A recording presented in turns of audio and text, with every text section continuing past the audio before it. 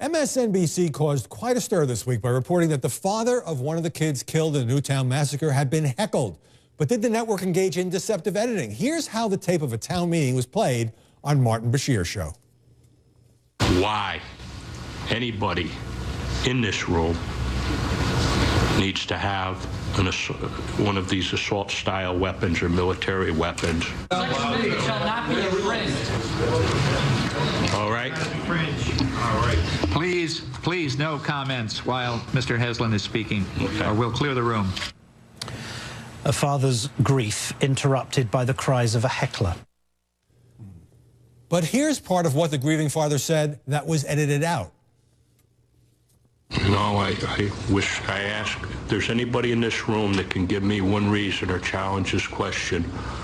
Why anybody in this room needs to have one of these assault-style weapons or military weapons or high-capacity clips.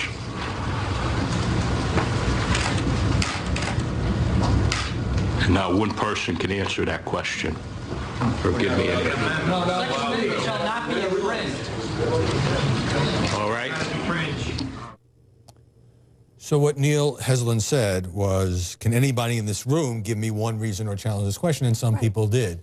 That seems to give it a very different meaning. People to speak up. I mean, I think what you just played, it was clearly deceptively edited, and I can tell you on my show, Real News at the Blaze, want to get that in there, that as the host of the show, I do work with my producers to understand the full context of any sound that we use. So I don't think Martin Bashir can hide behind it that it was just given to him as a piece of tape that he then presented to his audience. Well, the problem for me, yes, it was a distortion. It was a really bad job of editing. It changed the content of the clip by the editing.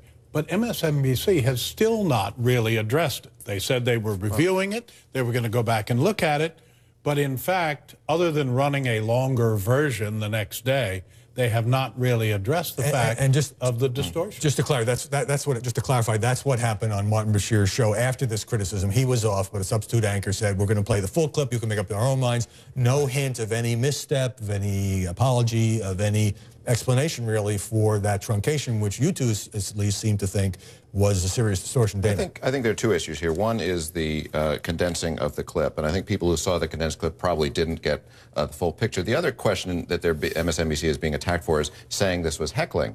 Now, and I think they're much stronger ground in making that accusation. There were the Connecticut Post, who was in the room, called it heckling. Others have called it heckling. I was on MSNBC the next day. They played the full clip for me. I said, that looks like heckling to me. Now, you can argue about whether it's heckling or whether he was being shouted at. Whatever it was just very bad manners. It was bad manners, and it was inappropriate for this guy who lost his son shot in the head a month ago to be doing that. But in terms of the editing, I think we can agree. But the argument over heckling, you could say it's a judgment call. The argument over taking something out where the person who is at the microphone is saying, I ask anybody in this room, inviting the room to vocally respond, and they do. Seems to change the meaning in a way that it's hard for me to understand, to go to your point, Terry, why MSNBC has not offered either an explanation or, if not an apology, at least an acknowledgement that this was not sound journalistic editing. Well, and this wouldn't be the first time that NBC has gotten into this pickle.